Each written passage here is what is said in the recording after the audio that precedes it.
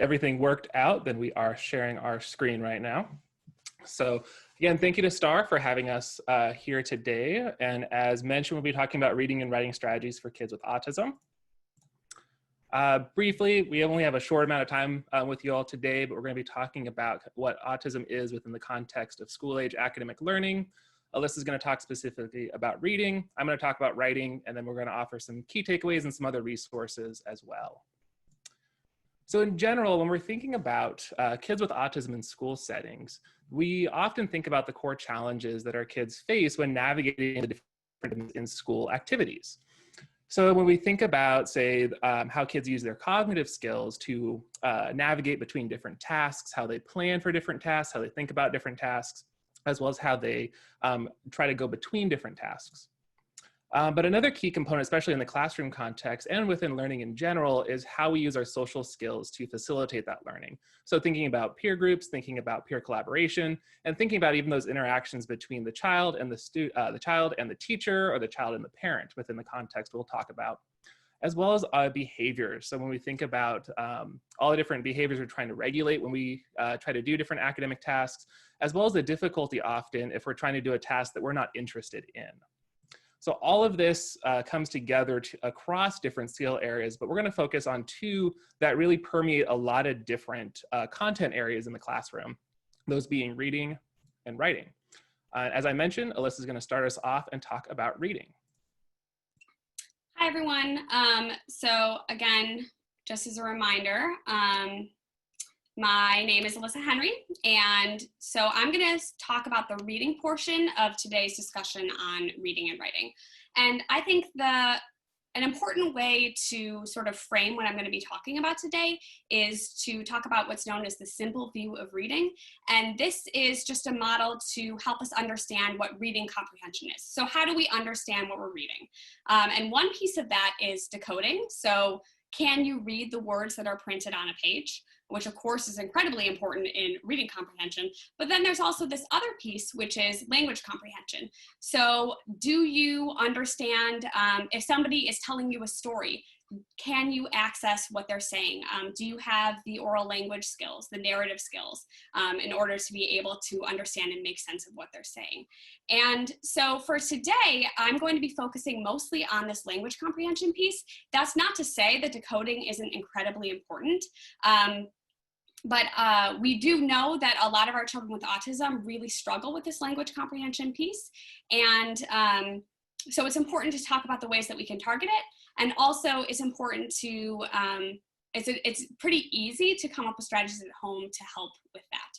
So, you know, kids might say a lot of things when we're asking them to read. They might say stuff like, you know, this is boring, this is too hard, I don't understand what's going on. They might say something like, well, I only want to read about bugs or trains. So why is this? Well, children's books actually contain a lot of social information. And some of this information is really confusing to process. So a book might contain, you know, situations that are sort of larger than life, or animals that can think and talk like humans. We also have situations in books that are, you know, wouldn't be able to happen in real life. So they're imagined, right? And then a piece that's really tough, especially for our kids with autism, is the metaphors and idioms that often pop up in children's books. So I put Mo Willems' We Are in a Book as just one example of how confusing this can be to sort of navigate. So, okay, so then what can we do to help? Well, I have a couple of strategies that are really easy to implement at home. And so the first one is to just meet your child at their level. And what I mean by that is think about not just independent reading. And of course, this is if your child is independently reading, right? If they are actually able to decode at that level. So you can do things like reading aloud or reading together. And for this situation, it's really important to consider the setting. So is your child going to pay attention best if they're on your lap? Is it going to be better if you guys lay on the floor together? Is it better to be at a table? So that's just really important to think about. How is your child going to engage best with the story?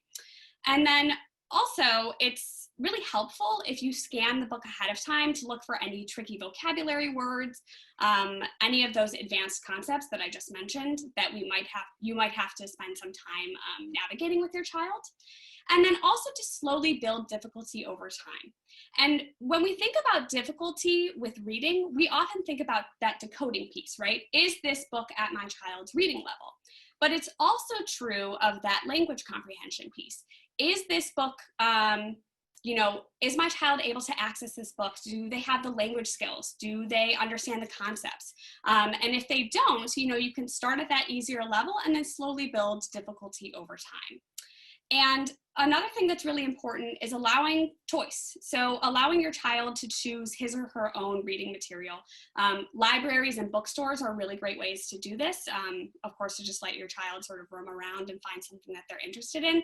During COVID, that's a little bit trickier, right? And some of you might say, well, my kid's never going to be able to just choose one book. So in this case, you can always provide a choice of 2 to 3 books that you have pre-selected. But then again, allowing the child to choose the book that they're interested in and respecting that choice. So the second one is if your child is interested in a particular topic, I say embrace it, at least some of the time. So this can look like repeating a favorite book.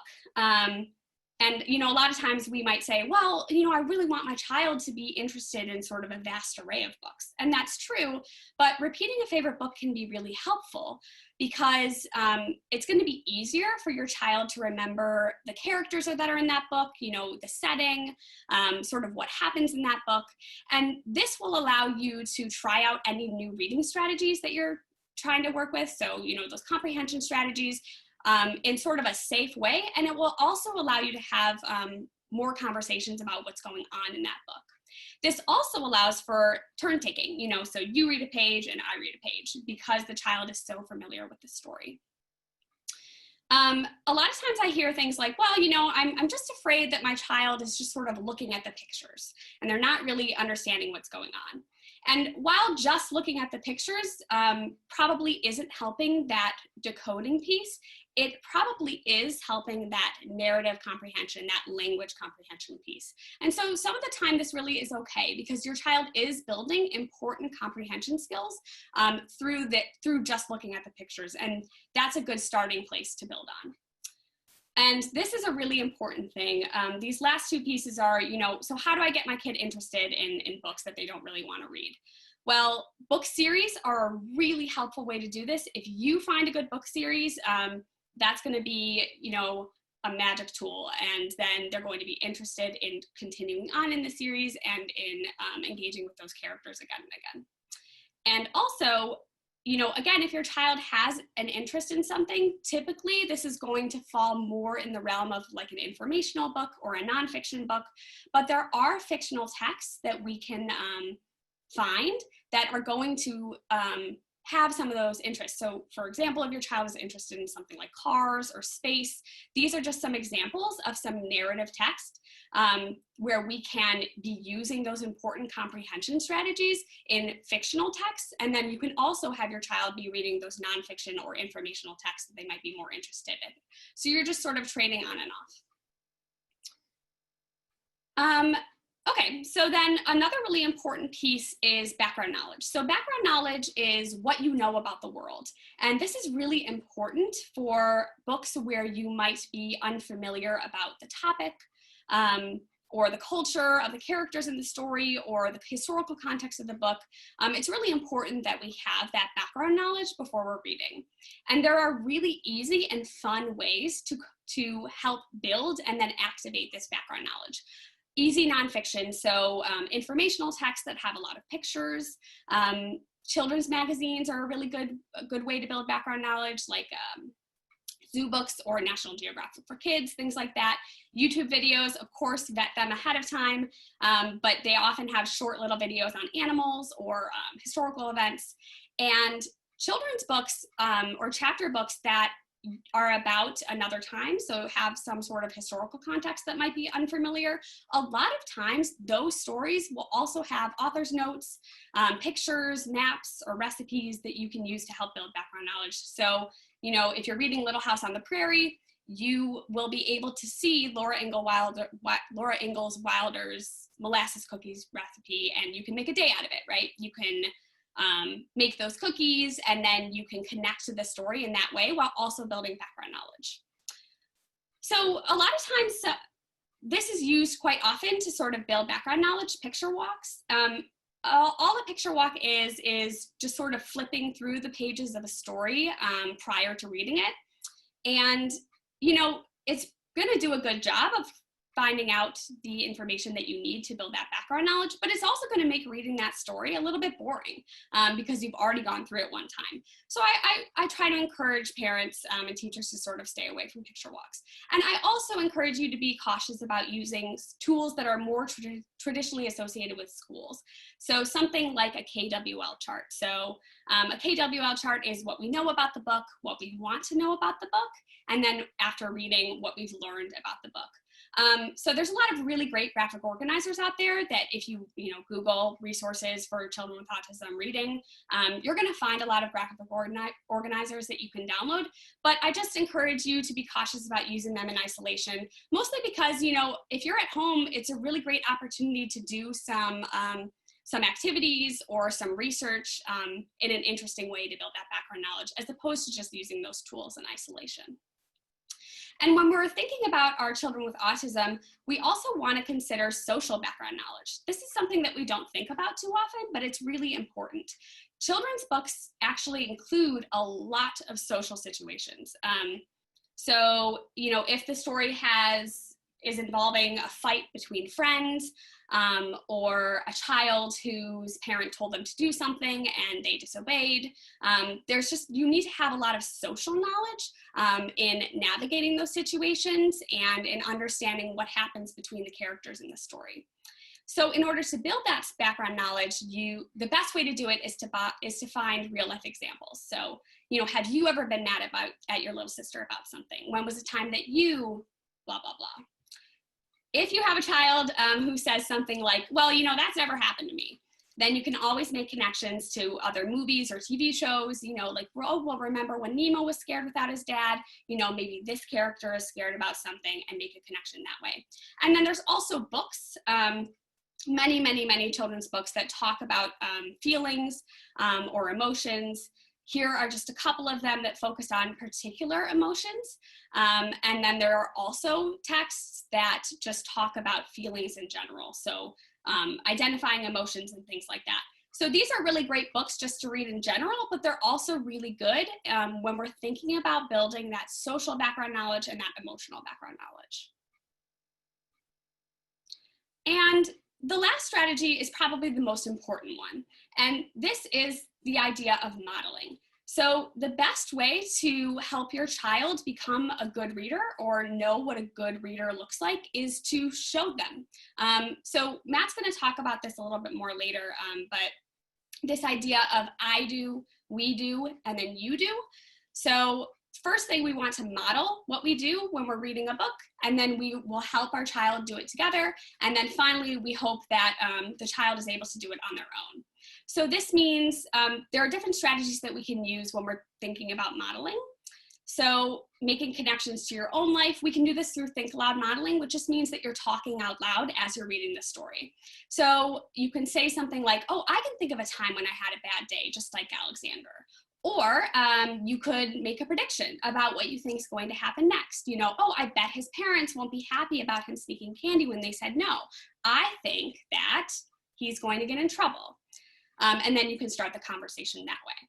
You can also show what it looks like to encounter an unfamiliar concept or a word, and again, do that research using those same strategies for background knowledge, or if it's a word, oh, hey, let's Google it. Let's look it up in the dictionary so that we know what it means for next time. And then most importantly, we want to ask questions about what the characters are thinking and feeling. So we can model what it looks like to be thinking about what those characters are thinking, but then we can also ask direct questions to the child. So oh, hey, whoa, her friend was pretty mean to her. How do you think she feels? And then you can start that conversation about what it looks like when friends fight, and, potential solutions or ways that the character might have done something differently. And you can also make connections to your own life. So you can see how all of these things are really interrelated, and all of them are really coming back to that social knowledge piece. What does it look like to know what characters are thinking and feeling? And if we know that background knowledge, how can we make predictions about the book, and how can we use this for next time? So before I turn it over to Dr. Zajic, I just want to sort of highlight these things. Remember that reading is fun, but it's fun when your child is interested in the book, and when you can actually understand or can read the words on the page, when you know what's going on in the story, and you have that background knowledge. And of course, when you can't wait to see what will happen next. So a lot of these concepts are, a lot of the themes that I just talked about are going to come up again when Dr. Zajic is talking about writing. And so I will turn it over to him now. Thank you, Dr. Henry. There we go. So a lot of what Alyssa just mentioned with reading echoes with writing. However, kind of our understanding of writing, particularly for kids with autism, is really the bare minimum. So I want to talk a little bit more broadly about writing and get into some specific strategies as well. But writing in a nutshell, as you're thinking about all these words on here, allows people to communicate, to persuade, to inform, to learn to reflect about yourself, and to entertain others. So it's this single term that's used for a lot of different things. Like we used writing to create this presentation, to create the different words you're looking at. You used writing to signify yourself in the participant window. We used writing to set up this webinar in general. So there's a lot of different kind of social and cognitive ways we use writing that we often don't think about. One way of looking at exactly what is writing is something called the simple view. So similar to the simple view of reading, we have the simple view of writing. At this top level, we see transcriptions. This is your spelling and your handwriting abilities. Whereas the next level, we're thinking more about the words that you're writing about. So the quality of your writing, the organization of the words you're writing, kind of how that writing looks like on the page. But during all of this, you're relying on a number of different resources inside of you to help get through that, both your cognitive skills, so thinking about what do I know about this topic, how am I going to get through this task, and your self-regulation skills. So this is more of like, how are you actually going to set goals for your writing? How are you going to complete the task? What do I even need to do in this task in general? But another way of looking at this is transcription is really how you construct your writing. Text generation is what you write about. And these other pieces are really how you approach the writing process and how you feel about your writing. So today, just as Alyssa focused more on the comprehension side, I'm going to be focusing more on the bottom level of this pyramid as well, really in the text generation and how we engage with writing, rather than more time on transcription. If there's questions about transcription, I'm happy to talk more about it, but we only have a limited time with you all today. So some common challenges we see with kids with autism really fall in text quality and organization. There's a number of different reasons for this. Could be due to oral language skills. Writing in some ways is just another way of expressing what's going on verbally with your mouth or non-verbally inside of your head onto a different form on paper. Social communication, you're often writing for a specific audience, for a specific purpose, and that you're often writing for someone, whether they're the audience or not. Motivation, why should I be writing to begin with? Why should I be doing this task you're asking me to do? Why should I care about writing this thing to begin with? And attention, so how we're looking at the task, how we're engaging with the task itself, and how we're trying to navigate through that task. And what we also know is that these challenges for our kids can also persist across genres. So across narrative, across personal narrative, summary, expository, persuasive, which are all very common genres we're asked across the school age years, with the Common Core starting as early as kindergarten and going through the 12th grade as well. So what do we know about effective instructional practices? So on one side, I want to focus on sentence instruction. And what we know is that focus on simple and complex sentence instruction, picture word prompts, and sentence strategies can all be very helpful for our kids. Picture word prompts basically are pictures with a few words, almost as a sentence starter for kids to write about. So with the top picture saying the little girl and cookies, and showing a picture of a little girl reaching for cookies, this can be a helpful approach to the kid who, if they were only given a picture or only given words, may not have an idea of where to go. Same thing with Dan, fish, and a picture of that as well. On this website, Dr. Sean Datchuk has about 150 of these freely available that if you're interested in using them, feel free to check it out. On the sentence combining and sentence instruction side, it's often about breaking down how do we make sentences more complex. And one way of doing that is using sentence framing. So taking away certain words and giving a little bit more context to our kids. So I like blank, I like to blank and blank, rather than just saying, write me a sentence about what you like. Sentence expanding helps try to show how do we start from a very simple sentence like the dog napped and get to something more complex like the lazy brown dog napped on the couch while I read a book. And sentence combining achieves that as well by combining multiple sentences into one longer sentence. Another big piece to really think about that all of this takes place in is really to use authentic writing contexts. What I mean by that is thinking about the situation you're asking kids to write about and who they're asked to write to. This is very effective for thinking about grammar instruction. And I often think about The Simpsons opening reel now going on 20-some seasons where Bart is always using writing as a form of punishment. And oftentimes writing is used as a form of punishment. So all of a sudden we want our kids to enjoy this thing that we've associated with punishment for most of their schooling lives. So one piece, especially for grammar and for things that are often deemed more boring, is to think about how do I make this more authentic?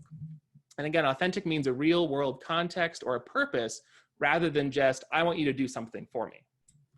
Part of this is providing student choice. This could be choice in the audience, in the genre. So is it narrative? Is it persuasive? Is it something else? The task, the topic, or again, something else. And integrate these activities into how you use writing each and every day in your own life. So some examples of different ideas might be making different lists. So grocery lists, reading lists. There's a number of things that Alyssa already mentioned about good books to put on there. Sharing experiences. So if you're going out into nature when we're allowed to go outside again, wear a mask, but also you can take notes about what's going on. You could make a museum. There's someone on this call who could give you a lot of ideas about that. There's also writing for informational purposes and writing to keep in touch. That all of these allow for kind of different authentic contexts to teach writing in. Another core component of all this is the writing process. What I mean by the writing process is what we do when we try to carry out some writing activity. And in the simplest way of thinking about it, we often go through this form of beginning by planning. So we're generating our content, we're drafting some ideas, we're sharing what we've written about with peers, with our teacher, with our parents. We're evaluating, we're kind of self-reflecting and self-evaluating on, did I meet the task, did I not? We're revising, we're taking in feedback from other people or self-feedback and trying to change it into the editing process to then result in something that we call like our final published piece, whatever that may be. And this can be often very difficult because there's a lot of moving pieces, and oftentimes we're focused on writing. We're often focused just on that drafting stage and not really thinking about the messiness that everything else is. So as Alyssa mentioned earlier, one component of this is the I do, we do, you do model. So modeling for your child, how do I use my strategies to get through the writing process? What does planning look like? What does drafting look like? What does sharing look like? And then practicing that together. It might be writing something together or writing about the same idea and sharing, giving each other feedback, and then allowing time for your child to also evaluate their own writing and do it on their own as well. Another core part is, again, those genres, so the writing genres. And just as different book genres, different writing genres have different purposes for why we're trying to create text. So more descriptive text, what do you see? How did it look? What sounds do you hear? What did you touch? How did it feel? What could you smell? What do you taste? Which are very different questions to ask than if you're writing a story. You're asking, who are the main characters? When did the story take place? Where does the story take place? What do the main characters want to do? What happens to them? How does the story end? Which again is also very different from informational writing. So this is where that dreaded KWL chart comes back into play, but it doesn't have to be as strict as drawing out a KW and L on a paper. This might be more free-form brainstorming, using different graphic organizers, or talking about kind of, what do I already know about this topic? Especially if writing is very aversive to your kids, asking them to do more writing to then prepare for writing can often be, again, very negative. So if you can converse about it, talk about it, share ideas, that's another way to go about it too. And lastly, persuasion, which is often the really heavy social communication side, because now we're asking our writers to take a stance, to argue against someone else. And this really emphasizes that role of the audience. You know, who are you arguing against? Who are you arguing with? What's their reasons? What are your reasons? How do you not see eye to eye? And again, there are specific strategies to take with that as well. One very comprehensive instructional approach, which is called self-regulated strategy development, or SRSD, is a very well-established way of approaching this often very difficult way of thinking about writing. Often teachers and parents, and all of us too, we don't consider ourselves good writers. And asking hundreds of students and hundreds of adults over the years, we often hear no one actually considers themselves to be a good writer. So how are you then supposed to make writing fun and be able to do good writing with your kid if you yourself don't consider yourself to be a good writer?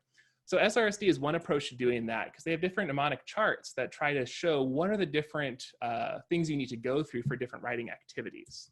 What I mean by that is for writing an introduction, so an aims approach, so attract the reader's attention, identify the topic's problem or issue, map the context, and state the premise. But you might be writing a story instead, so you'd use C-space, so character, setting, problem, purpose, action, climax, and the end or the emotion. So these different charts are trying to break down this amorphous thing called writing into more bite-sized chunks. There's also meal plan. POW plus TIDE is more about the overall organization, and on and on and on. Now, the important thing, though, is that these don't just function in isolation. These occur alongside both graphic organizers, such as these that you see here with TIDE. And on the left, you see what a graphic organizer might look like for a narrative story, as well as what are called story rockets. So as you fill up your rocket with each of the different ideas and each of the different paragraph pieces, you're able to blast off each of the rockets as well. And the self-regulation planner. So what does it actually mean? What do I need to do before I write, when I write, after I write, and how do I encourage myself to focus on these goals? So SRSD is more than simply just memorize these different acronyms and use these graphic organizers. There's instructional strategies behind it. And this is somewhat different than what Dr. Henry talked about, but I wanted to emphasize this because oftentimes, again, we don't consider ourselves good writers. But there are resources out there to help you feel like a better writer and know how to break down writing at a K through 12 level for your kids too. There's evidence showing that this is beneficial for elementary kids with autism. There are free resources available at think-aloud.com. There's also paid resources too, through a variety of other means as well. Now I'm gonna put it back to Alyssa, and she's gonna give us a couple of takeaways. So overall, I think it's really important when we're thinking about both reading and writing to make sure that we're scaffolding. So we are, really building up difficulty over time and providing supports for our kids. We're also modeling effective reading and writing strategies and integrating special interests that your child may have to build motivation for these activities, and also building background knowledge about what you're reading and also what you're planning on writing about.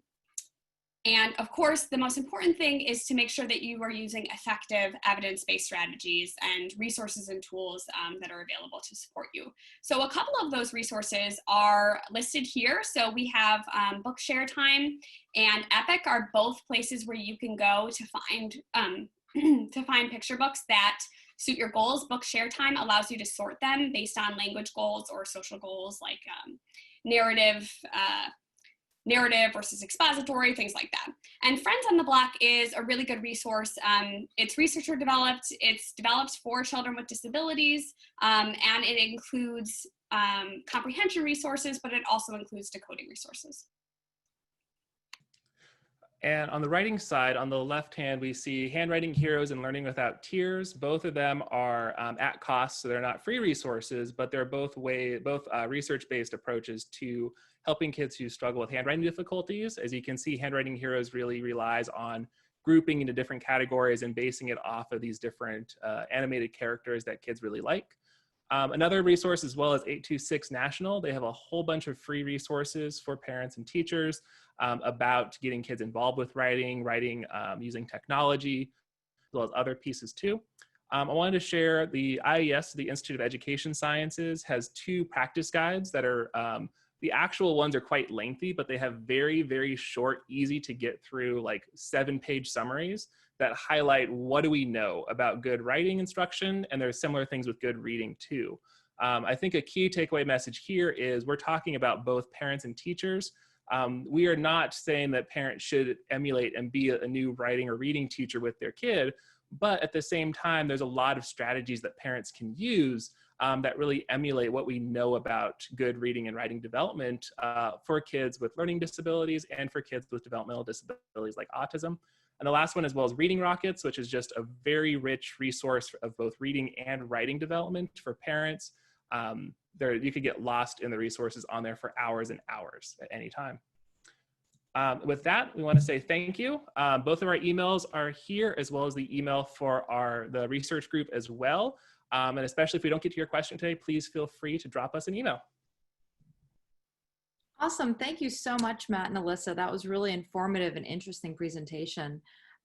We are going to turn it over to Genevieve, who is going to ask a few questions that have been coming in for the Q&A portion. Great. Thanks, Moira, and thanks, Matt and Alyssa. That was awesome information that you shared with all of us. And I think, Matt, you really hit on something that I find interesting, the writing punishment piece, because I have a friend who's an adult now and actually on this call with us, whose parents took away all her books and wouldn't let her read when she was in trouble. And she is the most voracious reader now. She always has a new book. So I'm not really sure that was the intended purpose of their punishment, but I think it worked. So getting into the questions, we do have quite a few questions. And as Matt said, if we don't get to them, feel free to email us. Moira will let you have our email address at the end of this Q&A session, or you can email Alyssa and Matt as they mentioned. So we have a question about distraction. I know it's the first time you've probably heard about this with reading and writing. So this parent is worried that their child's getting distraction when they're modeling that think aloud reading strategy. Do you think there are any other techniques that would help improve that child's reading comprehension and also keep them focused, Alyssa?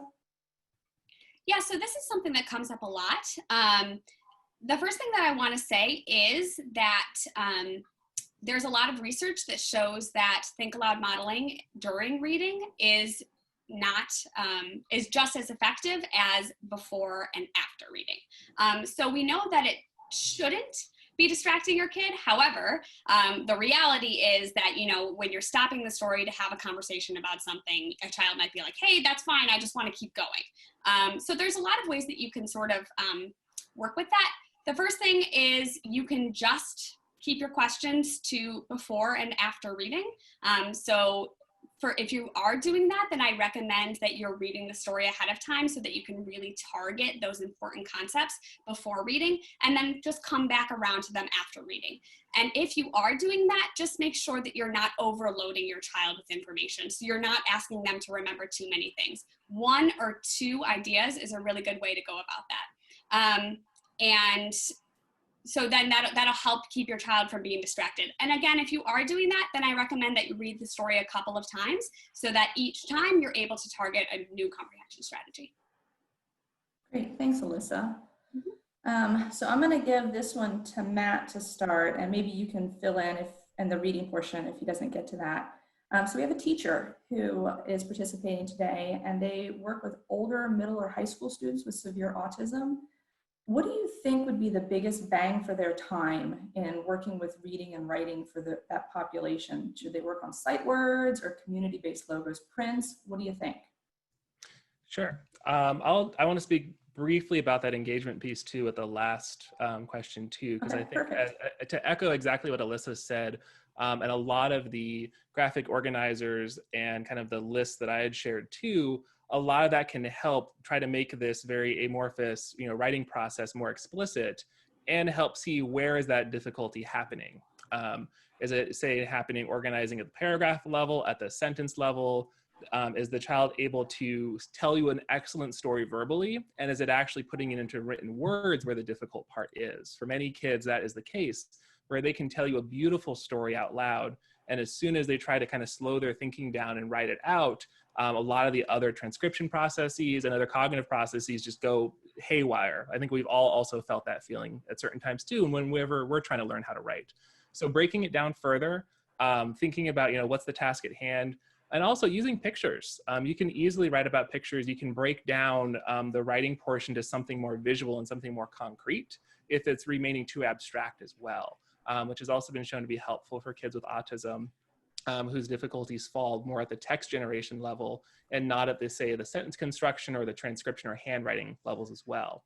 To the question about older kids with autism with more severe communication difficulties as well, there's a good growing body of literature actually focused just on that population. So we're getting some really good evidence about what actually helps and what doesn't. The 5 kind of really good guidelines I want to highlight, some of them echoed from what I've said as well, is really the meaningful context, the organizing information about predictable writing routines. So again, exposing, what does the writing process look like? What is writing going to look like during this time? One I didn't talk about too much is technology supports. So thinking about speech dictation software, so speech to text software, or other software, whether it be also AAC devices that break down writing. Maybe it's just word construction, maybe it's sentence construction. Not all writing has to be, these lengthy paragraphs of text that we're all trained to do eventually, and that we all love so much. Writing can be as simple as sending a text message, writing a Facebook post. So thinking about how can you use technology and these authentic writing contexts to break down what is a meaningful writing activity at this grade or developmental level for some kids too. The last 2, again, are then teaching explicitly. So be very direct in what you're asking kids to do and breaking down the process, and using these self-management strategies. These strategies for the writing process echo all the way through from elementary school through high school into college as well, where we all develop these self-regulation skills over time.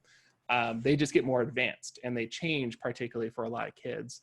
But the fundamentals of thinking, what is the task? What do I need to do? How do I break down these different pieces specifically for writing is always echoed throughout it. So think again, is the challenge at producing the text? Is it in engaging with the task? Is writing motivating, or what even is writing? And each of those could have a number of different answers too. So I realize I answered that by asking more questions. But I'm hoping it kind of echoes that, the question of writing doesn't just have to end with, am I producing written text on a page, but thinking, what is this term? What do these terms actually mean as well? Great, thanks, Matt. So Alyssa, do you have any additional recommendations for essential reading and writing skills for students with severe autism? Yeah, so I think it's really important to focus on that decoding piece. There's a lot of resources out there that you can use just to focus on that sight word piece and things like that. There aren't many that are specific to children with autism, and there certainly aren't many that are focused specifically on children who have more cognitive or language difficulties. But that's certainly very important, but it should not be the only thing that you are focusing on. That language comprehension piece is really important for older students who might have more language difficulties. I think there's 2 pieces that are really important. The first is that you are reading content that is more appropriate to their age level. There are a lot of really great resources out there that for books that are, decodable, or books that are a little bit more easy to understand, but the topics are a little bit more mature. Horror is a really great option for these students, books about sports, things like that. So I think, trying to make sure that you're matching the genre with that appropriate age level. And then the other piece is to use pictorial supports wherever you can. That might mean making your own. So, going to the copy machine and actually copying the pictures in the book, and, maybe having the student order the pictures that are in the right order and start a conversation that way. Wherever you can, use pictures. Graphic organizers, of course, are important as well, but I think pictures and pictures from the story are going to be your best bet.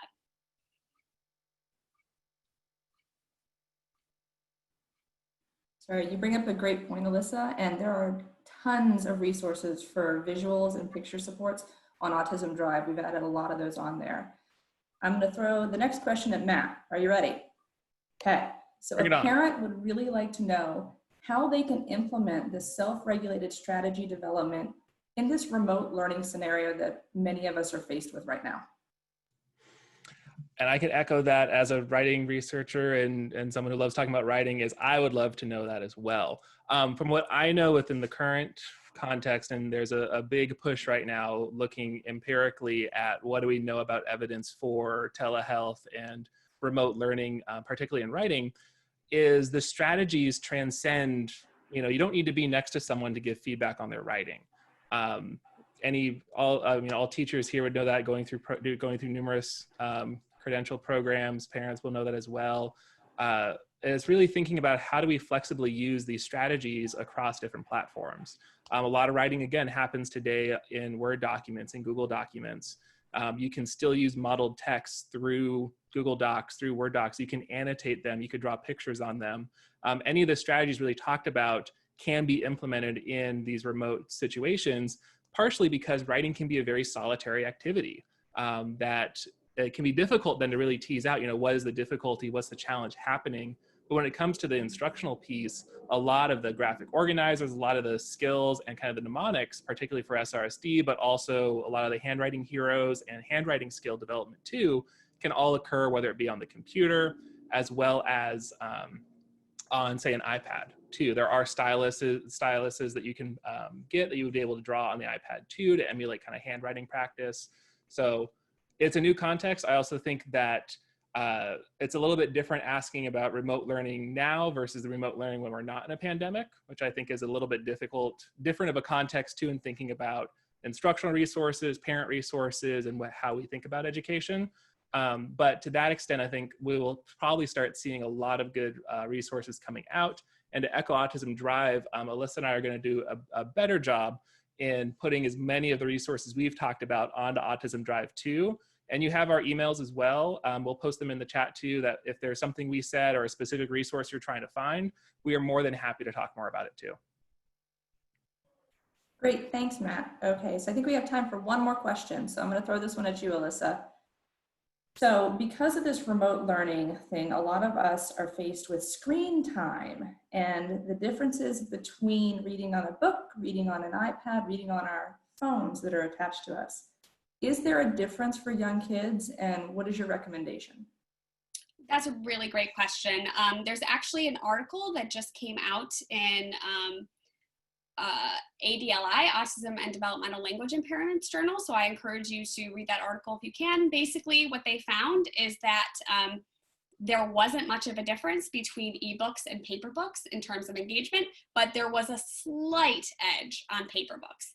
That being said, whatever way your child is going to engage is the best way. I find personally that it's harder for me to engage when I am on an iPad or when I'm reading on my Kindle, but I'm also a different generation, right? I didn't grow up with those devices. So you might find that your child might actually learn best or might be able to attend a little bit better with the device. So first of all, don't bring your own conceptions of which one is better to the table. See sort of what your child is actually doing with them. And then also just making sure that you're not making reading a punishment. I think, when it comes to doing stuff on the iPad, you might say, okay, well, you have to read for a little bit and then you can play your game. I think doing stuff like that is just gonna make reading a battle. So, first of all, just observe, see what your child prefers, and then try to find stories, if you are using an ebook format, that have pictures that aren't just sort of those words on the page. And also remember that TV shows and movies often have books that accompany them. And so you can have sort of a paired activity, essentially, where you're reading, you are watching a movie or a TV show, and then you're reading a book about that, or you're reading just one small chapter. And that can help sort of pair those activities together into something that's a digital format and something that's maybe paper. And to jump onto that real fast and cut off Jenny. Yeah, that's okay. Because then once you read about it, you can also ask, like, what would you write a letter to that character? What would that character think about this other situation? I think something we didn't talk a lot about was the interrelationship between reading and writing. And a lot of what we do in one area, we can use in the other. So really, don't make reading the punishment. That's writing's job. And of course, I'm kidding, but think about all these. If a child is really interested in some topic they're reading about, then it's a good catalyst to also write about too, and to use that same interest to kind of help whether it be write a narrative or write different types of genres about that topic as well. And I think technology, not only has it helped us and kind of hindered us sometimes, but there are ways to access it. I listen to a lot of audiobooks, and pairing that along with a book, and then the speech to text to at least get the writing started, and then you can go back. I know that helped me with my dissertation, but you never know. So I really appreciate your insight in these topics and all of your resources. I think it's been a great help. So thank you both very, very much. I'm going to turn it over to Moira now. Great. Thanks, Jenny. And thanks again to Matt and Alyssa for your presentation today. Thank you, everybody, for joining us. We hope that you can come to our next presentation in the summer series. You can look out for our newsletter, which should be coming along in a couple of weeks. And we do have a slide to put up here to talk about briefly how to access our resources. So Jenny mentioned the Autism Drive. You can go to autismdrive.virginia.edu, and you can get some information there and a bunch of resources having to do with COVID-19 and also autism in general. Autism Drive is a centralized database of resources for individuals, families, professionals, and care providers with autism spectrum disorder. So we hope to see you again next time, and thank you so much for joining us. Have a great day.